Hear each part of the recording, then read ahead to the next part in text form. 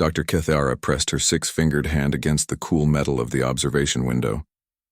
Her large black eyes reflected the soft blue glow of the laboratory lights as she stared at the strange ship floating in the docking bay.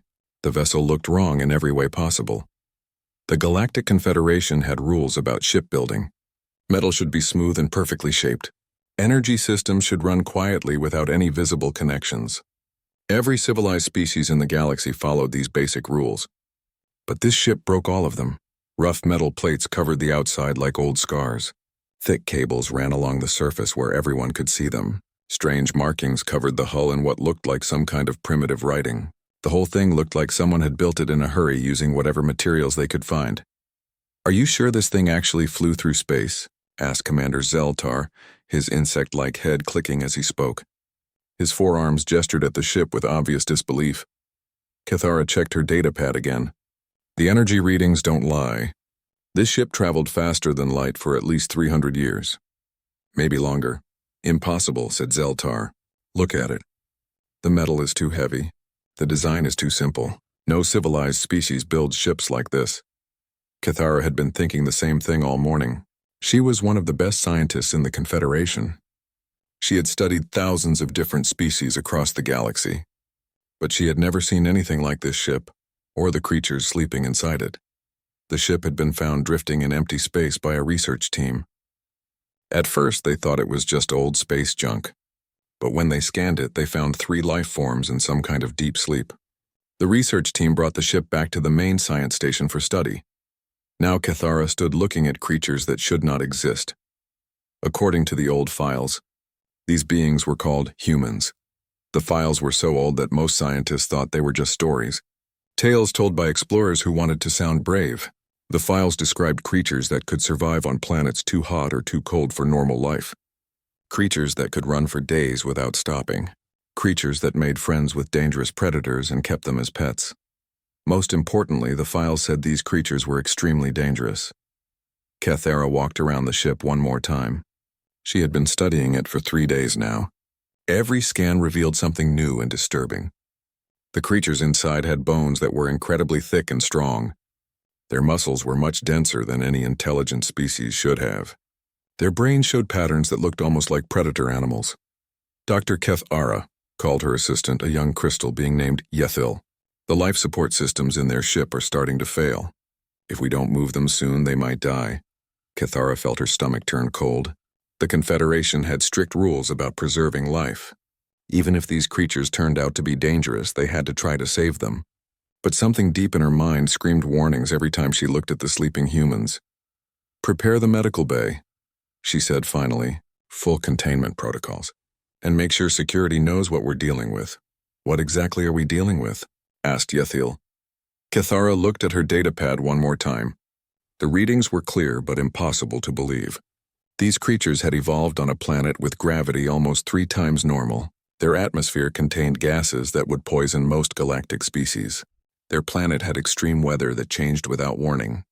Ice storms, heat waves, massive electrical storms that could destroy cities. Any normal species would have died out long before developing intelligence. But somehow these humans had not just survived. They had built cities, developed technology, and eventually reached space, I think, said Kithara slowly. "We are dealing with something that should not exist." The transfer took most of the day. The humans were carefully moved from their primitive ship to the advanced medical bay. Kithara watched through thick protective glass as medical robots began checking their vital signs.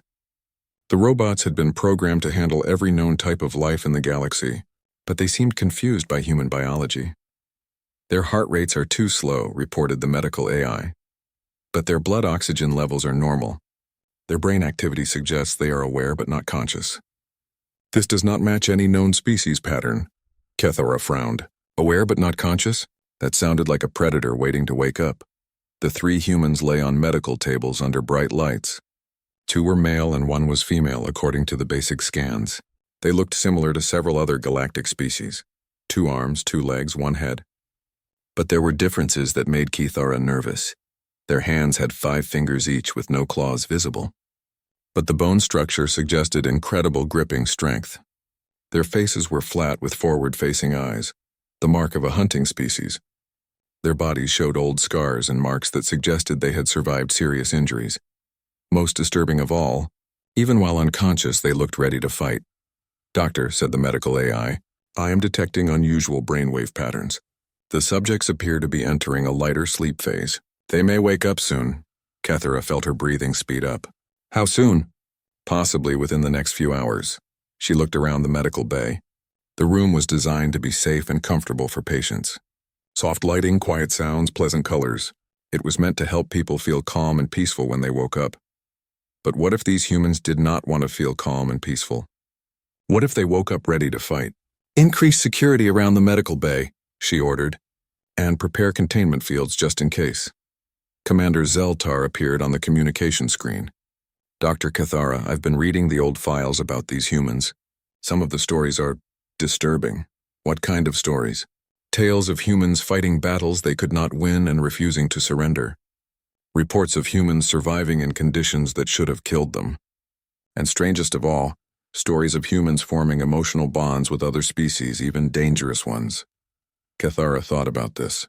Most galactic species were logical. They formed alliances based on mutual benefit. They avoided unnecessary risks. They certainly did not make friends with dangerous predators, but according to the files, humans did all of these things.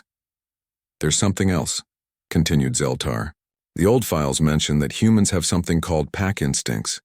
They work together in small groups and will sacrifice themselves to protect the group." "Sacrifice themselves?"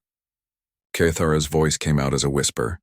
"The files say humans will fight to the death to protect other humans, even humans they barely know. They call it loyalty." Kethara looked back at the three sleeping humans. If the files were true, these three would do anything to protect each other. "Including fighting their way out of the medical bay, Doctor," called the medical AI urgently. "Brain activity is increasing rapidly. The subjects are waking up."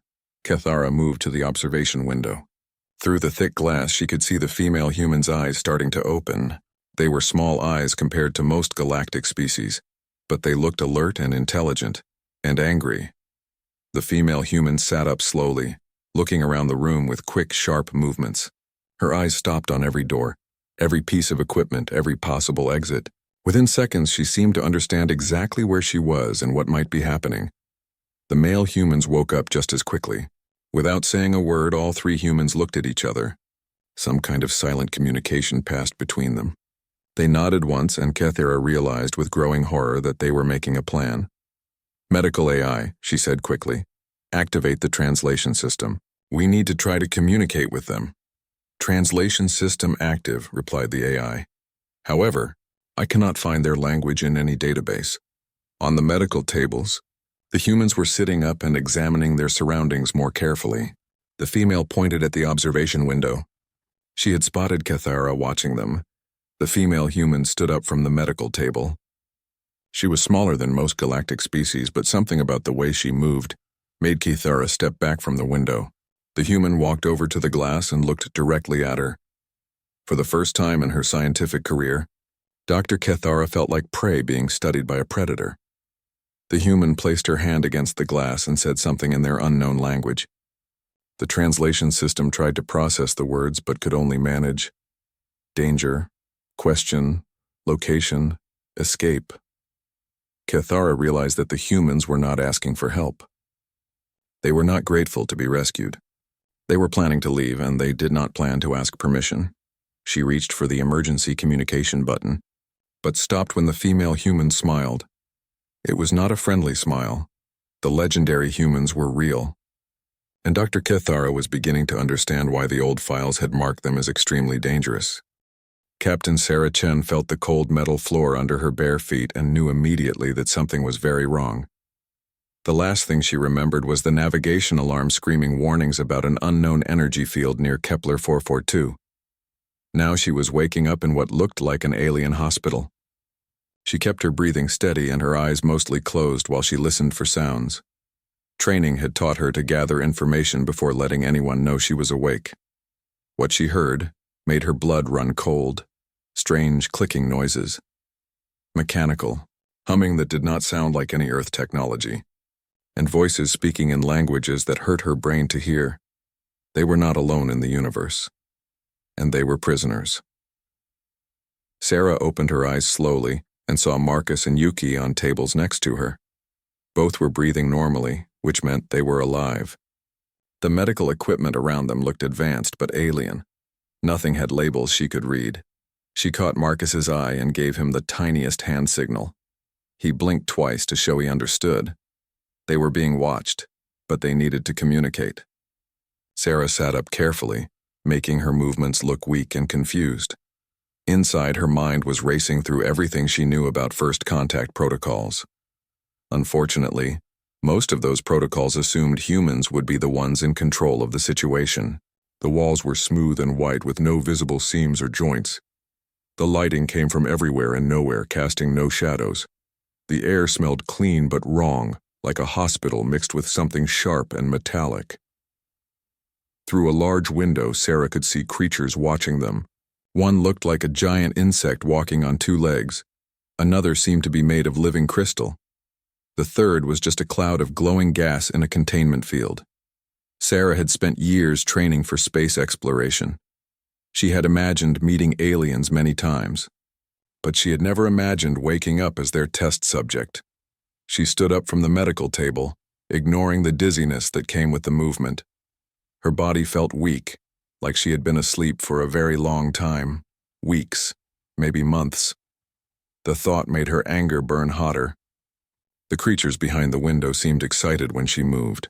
They were pointing at her and making more of those clicking sounds. One of them was clearly taking notes on some kind of device. Sarah walked to the window and looked directly at the insect creature. She could see intelligence in its large black eyes, but also something that looked like fear. Good. It should be afraid. She placed her hand flat against the glass and spoke clearly. Where are we? How long have we been here? What did you do to our ship? The aliens on the other side seemed surprised that she could speak. Some kind of mechanical voice started making sounds, probably trying to translate. But Sarah doubted their computers would understand human language quickly. Behind her, Marcus and Yuki were also getting up from their tables. Without turning around, Sarah made a small gesture with her free hand. In military sign language, she told them, "Stay calm, gather information, be ready." Both of her teammates nodded slightly. They understood. The crystal alien was holding some kind of scanner and pointing it at them. Sarah did not like being scanned without permission. She knocked on the glass hard enough to make it vibrate. The aliens jumped back. "Stop scanning us," she said loudly. "We want to talk to whoever is in charge here." The mechanical translation voice was getting better. It managed to turn her words into something the aliens could understand. The insect creature made rapid clicking sounds, probably talking to the others. Marcus moved to stand next to Sarah at the window. He was looking around the room with the practiced eye of a soldier. Sarah knew he was cataloging everything. The door locations, the thickness of the walls, the type of glass in the window. Yuki was examining the medical equipment with professional interest. As their engineer, she would be trying to understand how their technology worked. Information that might be useful later. The gas cloud alien drifted closer to the window. When Miaina, it spoke.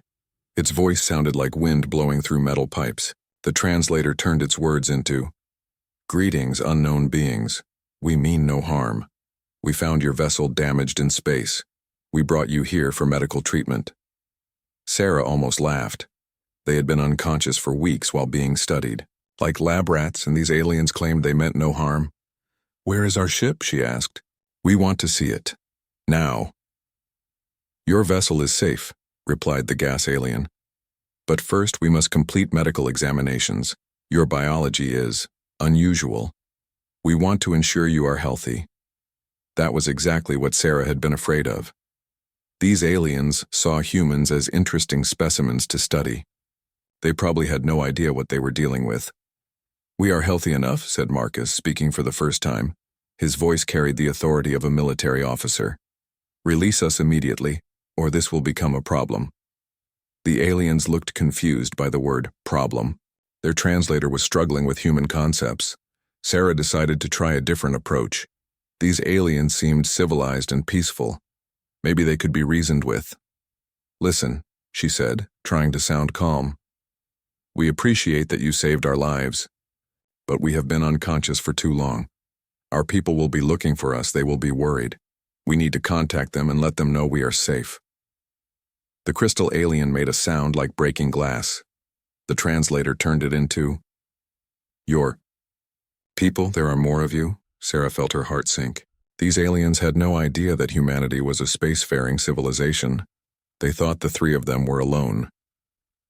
"Yes," she said carefully. "Many more. And they will come looking for us if we do not return." The aliens moved away from the window and started talking rapidly among themselves. Sarah could not understand their words, but their body language was clear. They were scared. That could be good or bad. Scared people sometimes made stupid decisions. The insect alien came back to the window. "We must ask you questions. About your species. About your people. This is very important." "We'll answer questions," said Sarah. "But first, we want some answers too. How long have we been here? What happened to our ship? And why are we being held in what looks like a prison?" "You have been here for 27 of your days," replied the alien. "Your ship had severe damage to life support systems. You were dying. We moved you here to save your lives." 27 days. Nearly a month of being unconscious while aliens studied them. Sarah felt her control starting to slip. "Show us our ship," she demanded. "Prove that you are trying to help us." The aliens looked at each other nervously. Finally, the gas alien spoke. "That is not possible right now. Your ship contains technologies we do not understand. Our scientists are studying it to ensure it is safe." Sarah felt something cold and dangerous settle in her stomach. "You are studying our ship without permission?" "We are trying to understand." "You are stealing our technology," interrupted Marcus. His voice had gone very quiet, which Sarah knew was a bad sign. The aliens seemed to realize they had made a mistake. The crystal being started making rapid cutting sounds, probably trying to explain. But Sarah was no longer listening to explanations. She turned away from the window and walked back to the medical table. To the aliens, it probably looked like she was giving up. But Marcus and Yuki knew better. They had seen that expression on her face before. Sarah picked up a small metal instrument from the medical tray. It was about the size of a pen, but much heavier. She tested its weight and balance. It would do. "Sarah," said Yuki quietly, "what are you thinking?" "I'm thinking," said Sarah, "that these aliens have no idea what they just admitted to." She turned back to the window where the aliens were still watching nervously. Sarah smiled, and she made sure it was not a friendly smile. "Let me explain something to you," she said clearly. "In human culture, taking someone's property without permission is called stealing. Keeping someone prisoner without cause is called kidnapping. And studying people without their consent is called experimentation." The translator was working hard to convert her words. The aliens were listening carefully. "All three of those things," Sarah continued, "are considered acts of war." The effect on the aliens was immediate. The insect creature's eyes went wide. The crystal being made a sound like cracking ice. The gas alien's glow became much brighter. "War?"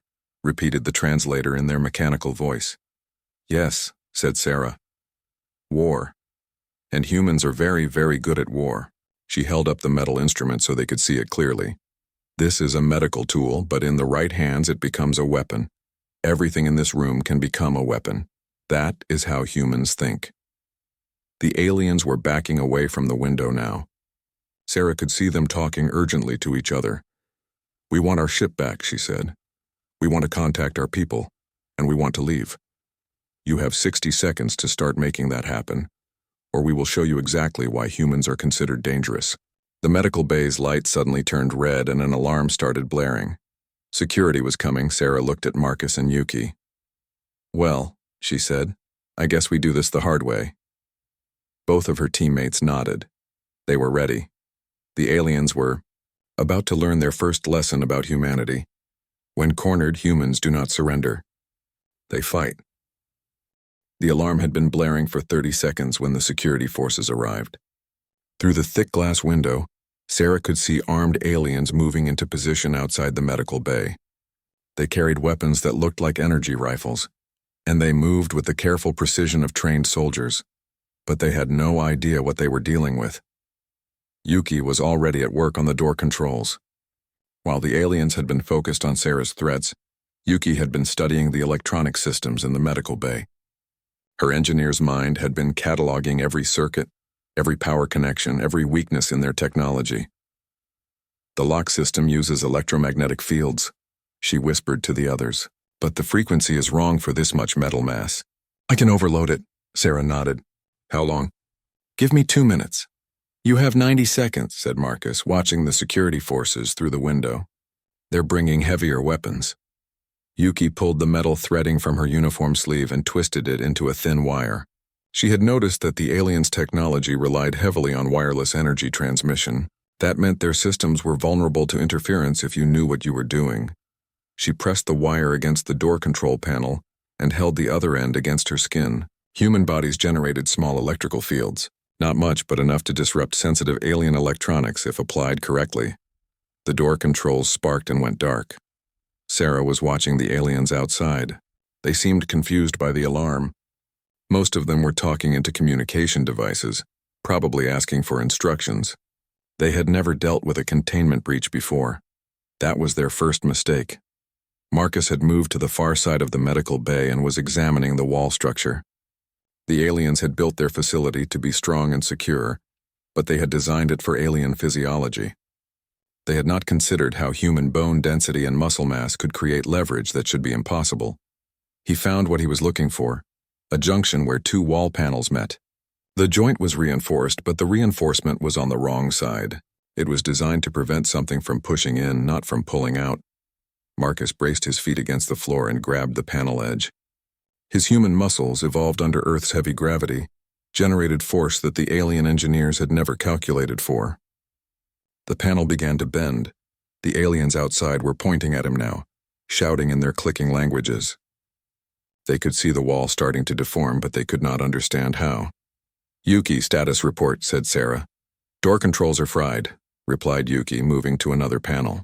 "But I can reroute power through the ventilation system. These aliens use the same energy grid for everything." "Do it." Yuki found an air vent near the ceiling. The cover was held in place by magnetic locks, but she had already learned how to disrupt their magnetic fields. The cover fell away, revealing a shaft large enough for humans to crawl through. The aliens had designed the ventilation system for maintenance robots. They had never considered that intelligent beings might use it for escape. Marcus had created a gap in the wall large enough to see through. On the other side was a corridor that led away from the medical bay, but between them and freedom were dozens of security guards. "Sarah," he said, "we have a problem. They've surrounded the entire section." Sarah looked at their situation. 3 humans, no weapons, trapped in an alien facility designed to hold them. Against dozens of armed guards who knew the layout better than they did, any reasonable person would surrender. Sarah smiled. "Yuki, can you access their communication system?" "Give me 30 seconds. Yuki climbed up to the ventilation shaft and disappeared inside. Her voice came back through the air vent. "I'm at a junction box. Their whole facility runs on integrated networks. If I can tap into it..."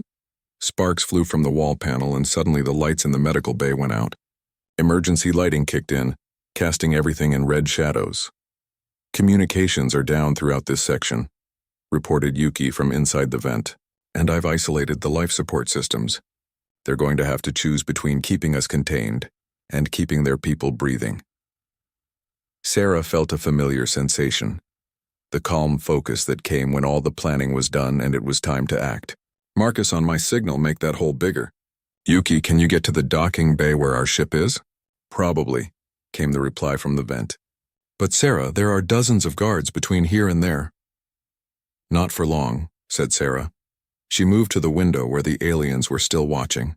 Many of them had moved away when the lights went out, but the insect creature who seemed to be in charge was still there. Sarah knocked on the glass to get its attention. When it looked at her, she pointed at herself, then at Marcus, then at the hole in the wall. The message was clear. They were leaving. The alien made rapid clicking sounds into its communication device, but with the systems down, no one could hear it. That was when Sarah implemented the most important part of human tactics, the thing that no other species in the galaxy had ever developed.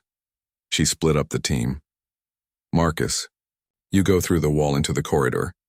Make noise, draw their attention. Yuki, take the vents toward the docking bay. I'm going through the main door.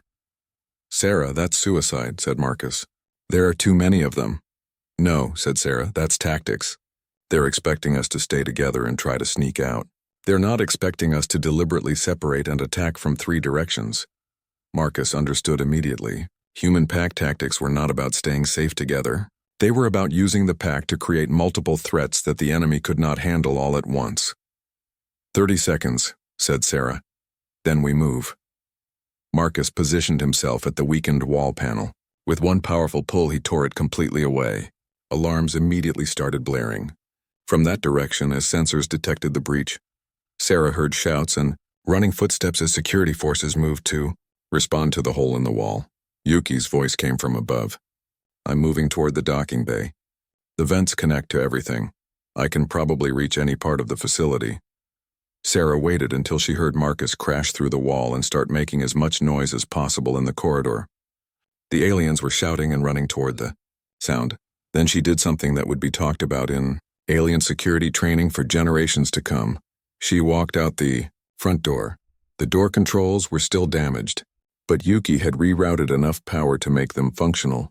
Sarah simply pressed the door button and stepped out into the hallway like she was leaving a hotel room. The few guards who had stayed to watch the main entrance were so shocked that they did not react for several precious seconds.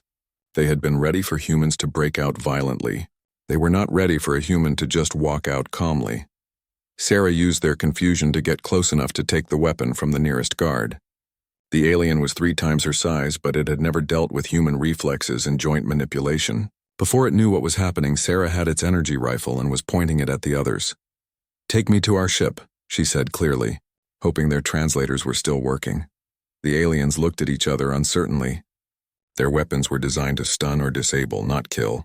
They were a peaceful species that had never really fought a war. They did not know how to handle someone who had. From down the corridor, Sarah could hear Marcus fighting with security forces. He was not trying to win. He was trying to draw as many of them away from her as possible. Human pack tactics at their finest. From above, she could hear Yuki moving through the vents, probably causing havoc with their electronic systems as she went. The alien holding the translation device said, "Please do not harm anyone. We can discuss this peacefully." Sarah almost felt sorry for them. They were trying to be civilized with a species that had evolved to hunt other intelligent beings. "I told you," she said. "Take me to our ship now, or I start shooting." The aliens had no choice. They led her through corridors she had never seen, past laboratories full of alien scientists who stared in shock as she walked by with their security forces as prisoners. The facility was larger than she had expected. Multiple levels, hundreds of rooms, thousands of aliens working on various projects. It was clearly one of their major research stations, and 3 humans had just taken control of it. They reached the docking bay in time to see Yuki dropping down from an air vent near their ship. She had already accessed the ship's systems and was running diagnostics. "How does it look?" called Sarah. "They didn't damage anything important," Yuki called back. "But they've been studying our technology for weeks. They know how our systems work now. That was a problem for later. Right now, they needed to leave." Marcus appeared from another entrance, followed by a crowd of very confused and frustrated alien security guards. He had led them on a chase through half the facility before making his way to the docking bay. "Everyone ready?" asked Sarah. Her teammates nodded. They moved toward their ship, keeping their alien escorts between them and the other security forces. That was when the facility's commander finally arrived. The insect alien from the medical bay walked into the docking bay, flanked by guards carrying much more serious weapons. It looked directly at Sarah and spoke clearly. "You cannot leave," the translator said. "You are too dangerous. Your species is too dangerous. The galaxy is not ready for humans." Fleet Admiral Vorthak had seen many impossible things during her long military career. She had witnessed stars being born and dying. She had fought battles in the vacuum of space and negotiated peace with species that breathed methane. But she had never seen anything as impossible as the security footage now playing on her command screen. 3 small bipedal creatures had just escaped from the most secure research facility in the Confederation. They had done it without advanced weapons, without help from outside, and without any apparent knowledge of the facility's layout. "Play it again," she ordered. Her aide, a nervous young Veltar named Kristen, activated the recording for the 5th time. Admiral Vorthak watched as the female human walked calmly out of the medical bay, while her companions created chaos in other parts of the facility. "Explain to me," said the Admiral slowly, "how 3 primitive beings overpowered our security forces." "According to the reports," said Kristen, checking his data pad, "they used tactics that our systems were not designed to handle. They split their forces deliberately, attacked from multiple directions, and used their own biology as a weapon." Admiral Vorthak paused the footage on an image of the human called Marcus. The creature was pulling apart a reinforced wall panel with nothing but his bare hands. The metal was bending under forces that should have been impossible for any being his size to generate. "What do we know about their physical capabilities?" "Dr. Cathara's preliminary reports are disturbing," replied Kristen. "Their bone density is 3 times normal for intelligent species. Their muscle mass is concentrated in ways that suggest evolution under extreme gravity, and their reflexes test at speeds that should only be possible in predator animals." The Admiral had been in the military for 60 years. She had studied warfare and tactics from hundreds of different species. She thought she understood what intelligent beings were capable of. But these humans had done something that changed everything. They had turned a medical bay into a battlefield using nothing but medical equipment and their own bodies. "What about their ship?" she asked. "That's even more disturbing," said Kristen. "Our engineers have been studying it for weeks. The technology is crude but incredibly efficient. It's designed to function in conditions that would destroy most civilized vessels." Admiral Vorthak pulled up the technical reports on her screen. The human ship used heavy metals that most species avoided because they were too difficult to work with. The energy systems were built to handle massive power fluctuations. The life support was designed for a species that could survive in environments that would kill most galactic citizens. They built this ship expecting to encounter hostile conditions, she realized. "Yes, Admiral. But that's not the worst part." Kristen activated another file. "We traced their navigation logs. We found the location of their home system." A star map appeared on the screen, showing a small yellow star in a remote part of the galaxy. The system was marked as unexplored and uninhabitable according to Confederation surveys. "Sol 3, read Admiral Vorthak. "What do we know about it?" "Long-range scans show a planet that should not support intelligent life. Extreme weather patterns, crushing gravity, unstable geology, and an atmosphere that would be toxic to most species." The Admiral studied the data. The planet's gravity was 2.8 times Confederation standard. The atmospheric pressure would crush most beings. The temperature variations were extreme enough to kill anything that could not adapt rapidly. "No wonder they're so physically powerful," she muttered. "They evolved on a death world." "Admiral, there's more. Recent probe data shows massive energy signatures from the system. Industrial activity on a scale that suggests a significant population." Admiral Vorthak felt something cold settle in her stomach. "How significant?" "Preliminary estimates suggest billions of these creatures, Admiral. Possibly tens of billions." The command deck went quiet. Everyone was processing the implications. "Show me the industrial activity," ordered the Admiral. New images appeared on the screen. The human homeworld was covered with cities that glowed with artificial light. Massive structures that could only be manufacturing centers, and most disturbing of all, orbital installations that looked suspiciously like military facilities. "They're not just intelligent," whispered Kristen. "They're an entire civilization." Admiral Vorthak had fought in 3 major wars during her career. She had seen entire star systems burned to ash. She had commanded fleets that could destroy planets. But looking at these images, she felt something she had not experienced in decades. Fear. "Communications," she ordered. "Get me a priority channel to the Confederation Council." "Emergency session." "Yes, Admiral." "What should I tell them the emergency is?" Admiral Vorthak looked at the images of human civilization one more time. Cities that thrived on a world that should be uninhabitable. Industry that operated under conditions that would shut down most galactic technology. And somewhere among those billions of humans, military forces that had produced the 3 individuals who had just embarrassed the Confederation's best security. "Tell them," she said quietly, "that we have discovered a species that might be more dangerous than anything we have ever encountered. The emergency session of the Confederation Council convened 6 hours later. Representatives from over 200 species gathered in the Great Chamber, their voices creating a cacophony of clicks, whistles, and electronic sounds as they discussed the crisis. Admiral Vorthak stood at the center podium, surrounded by holographic displays showing everything they had learned about humanity. The images were stark and disturbing. "Honored Council," she began, "we are facing a situation that has no precedent in galactic history." She activated the first display, showing the human homeworld. "This is Sol 3, home to a species we previously believed to be mythical. Our initial estimates suggest a population in the tens of billions." Murmurs of concern rippled through the chamber. The planet itself is what we would classify as a Category 5 death world.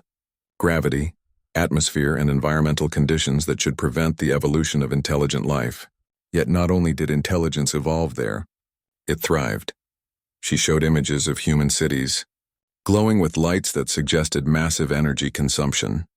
Their technology is primitive by our standards, but it is specifically designed for durability and function under extreme conditions. Where our ships are elegant and efficient, theirs are robust and resilient. The next display showed the escape footage from the research station. 3 of these beings recently escaped from our most secure facility. They did so using tactics that our military analysts describe as predatory pack hunting adapted for warfare against intelligent opponents. The chamber erupted in concerned voices. Several representatives demanded clarification. Admiral Vorthak raised her hand for silence. "Let me be clear about what we are dealing with. These humans evolved as persistence predators on a world that actively tried to kill them. They developed intelligence not to create peaceful civilizations, but to more effectively hunt and survive." She showed biological scans of the 3 escaped humans. Their physical capabilities exceed those of any known sapient species. Their bone density, muscle mass, and neural response times are all adapted for combat and survival in hostile conditions. Representative Quelleth of the Harmony Coalition spoke up. "Admiral, surely you exaggerate. No species can develop intelligence while maintaining predatory instincts." "With respect, Representative," replied Admiral Vorthak, "that assumption has just been proven wrong." She activated a new display showing intercepted human transmissions. "Our long-range sensors have detected radio signals from their system. The signals contain what appear to be entertainment broadcasts. The content is disturbing." She played audio samples that had been translated into galactic standard, stories of conflict and warfare presented as recreation, historical accounts of wars that lasted for years with casualties in the millions, technical discussions of weapons and military tactics, and most concerning philosophical debates about the ethics of violence and conquest. The chamber fell silent as the implications sank in. "Honored Council," continued Admiral Vorthak, "we are not dealing with a newly spacefaring species that we can guide into civilization. We are dealing with an entire culture that has developed technology while maintaining what can only be described as military mindset." She showed the final display, long-range scans of human space. Recent observations suggest they are already expanding beyond their home system. We have detected energy signatures consistent with faster-than-light travel in at least 12 nearby systems. Representative Thysol of the Science Collective spoke up. "What are you recommending, Admiral?" Admiral Vorthak looked around the chamber at the faces of hundreds of species that had lived in peace for millennia. Species that had developed civilization by moving beyond their violent origins. Species that had never encountered anything like humanity. "I am recommending," she said slowly, "that we consider the possibility that the Confederation may have just encountered its first existential threat." The chamber erupted in chaos as representatives began shouting questions and demands. But Admiral Vorthak was no longer listening to them. She was thinking about 3 humans who had turned a medical bay into a battlefield. She was thinking about a species that had evolved to hunt intelligent prey. And she was thinking about the fact that somewhere in space, those 3 humans were now free to tell. The emergency session of the Galactic Confederation Council had been running for 18 hours when the alarm started blaring. Admiral Vorthak was in the middle of explaining why humanity represented an existential threat when every sensor in the system began screaming warnings. "Admiral," called her communications officer, "we're detecting massive energy signatures at the edge of the system. Multiple contacts approaching fast." Admiral Vorthak felt her blood turn cold. How many contacts? 67 ships, Admiral, and they're not following any known approach protocols. The main display screen changed to show long-range sensor readings. What appeared on the screen made the entire council chamber fall silent. A fleet of human ships was approaching the Confederation capital system. They were moving in perfect formation, their energy signatures blazing like stars against the darkness of space. At the center of the formation was something that defied belief, a ship the size of a small moon. "Get me a communication channel," ordered Admiral Vorthak. "All frequencies. Channel open, Admiral." The response came immediately in clear galactic standard language. "This is Admiral Elena Vasquez of the Terran Federation Navy. I am requesting permission to address the Galactic Confederation Council directly." Admiral Vorthak looked around the chamber. Hundreds of alien representatives were staring at the display screen in shock. No one had expected the humans to arrive so quickly, or in such overwhelming force. "This is Fleet Admiral Vorthak. You may proceed with your message." What appeared on the screen was a human female in what was clearly a military uniform. She looked calm and professional, but there was something in her eyes that reminded Admiral Vorthak of a predator evaluating prey. "Honored members of the Galactic Confederation," began Admiral Vasquez. "My name is Elena Vasquez, and I represent the Terran Federation. 3 of our citizens were recently held captive by your organization. We want them back." The simplicity of the statement was somehow more threatening than any dramatic speech would have been. "Those individuals have been returned to their vessel and are free to go," replied Admiral Vorthak quickly. "There has been a misunderstanding."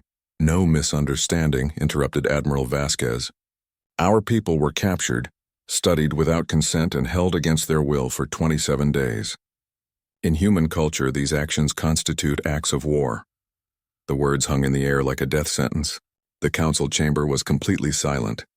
Admiral Vasquez continued speaking, her voice never changing from its professional tone. "However, before any action is taken, the Terran Federation would like to provide some information to this council." She gestured, and new images appeared on the screen.